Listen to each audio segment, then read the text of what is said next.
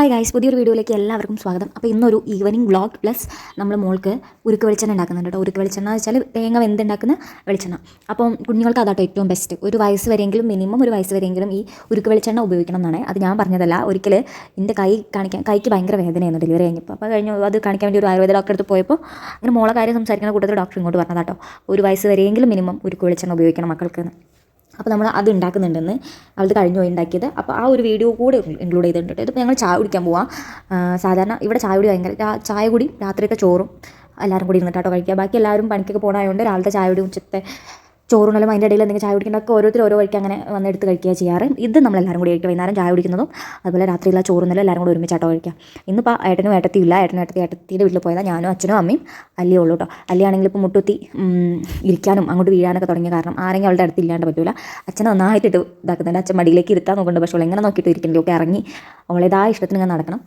അപ്പോൾ അതൊക്കെയാണ്. അപ്പം ഉരുക്ക് വെളിച്ചെണ്ണ ഞാനിങ്ങനെ ഇൻസ്റ്റാഗ്രാമിൽ സ്ക്രോൾ ചെയ്തുകൊണ്ടിരിക്കുമ്പോൾ ഇപ്പോൾ ഈ ഡേറ്റ് ഒരുപാട് തവണ ആയിട്ട് ഇങ്ങനെ ബേബി ഓയിൽസിൻ്റെ ഒരുപാട് പ്രൊമോഷൻ വീഡിയോസ് കാണുന്നുണ്ട്. മസാജിങ് ഓയിൽ, വൈറ്റനിങ് ഓയിൽ എന്നൊക്കെ പറഞ്ഞിട്ട്.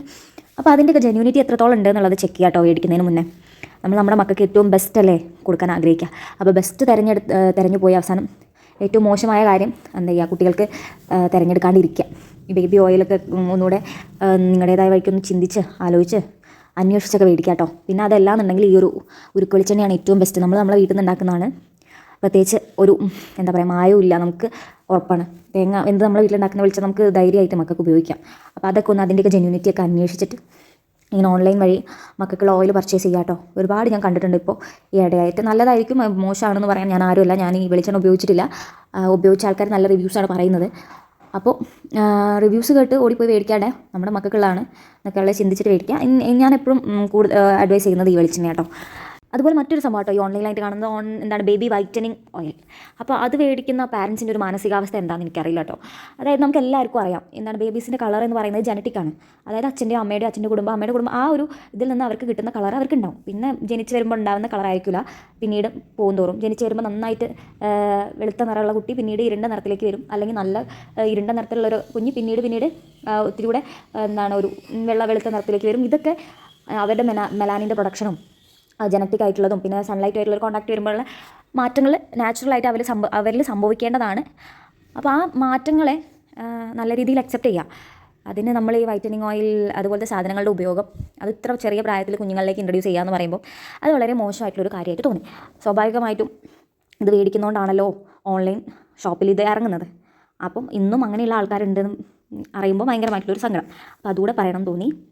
ഓക്കെ, അപ്പോൾ ഇനി ഓയിലിനെ കുറിച്ച് പറയാം കേട്ടോ.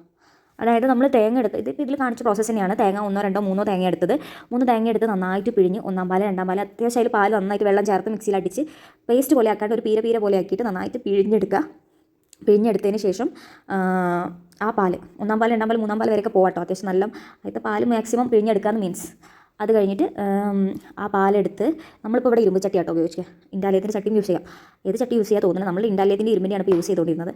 ഇതിലിട്ട് നന്നായിട്ട് ഇളക്കിക്കൊണ്ടിരിക്കുക. ആദ്യത്തെ കുറച്ച് സമയം നമ്മൾ അവിടെ തന്നെ നിന്ന് ഇളക്കിക്കൊണ്ടിരിക്കുക. കാരണം ഇത് നന്നായിട്ട് തിളച്ച് തൂവാൻ ചാൻസ് കൂടുതലാണ്. അപ്പോൾ തിളച്ച് തൂവാണ്ട് നന്നായിട്ട് ഇങ്ങനെ ഇളക്കി കൊടുക്കുക. പിന്നെ കുറച്ച് കഴിഞ്ഞാൽ ഒന്ന് വറ്റി വരുമ്പോൾ പിന്നെ ഇതായിക്കോളും.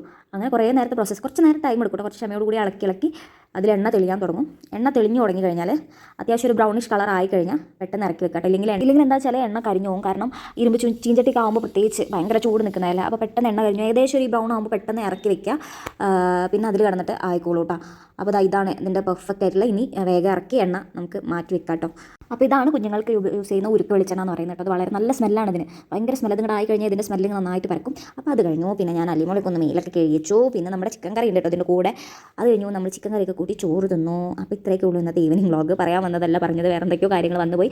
എന്തായാലും വീഡിയോൻ്റെ ക്വാളിറ്റിക്ക് കുറച്ച് പ്രശ്നങ്ങളുണ്ടാകും. അതെല്ലാവരും ഒന്ന് അഡ്ജസ്റ്റ് ചെയ്യും കേട്ടോ. ഭാവിയിൽ വരുന്ന വീഡിയോസ് കുറച്ചുകൂടെ ക്വാളിറ്റി കൂട്ടി നന്നായിട്ട് അപ്ലോഡ് ചെയ്യാൻ ഞാൻ ശ്രമിക്കുന്നതാണ്. വീഡിയോ ഇഷ്ടമാവുകയാണെങ്കിൽ എല്ലാവരും ഒന്ന് സപ്പോർട്ട് ചെയ്യണേ.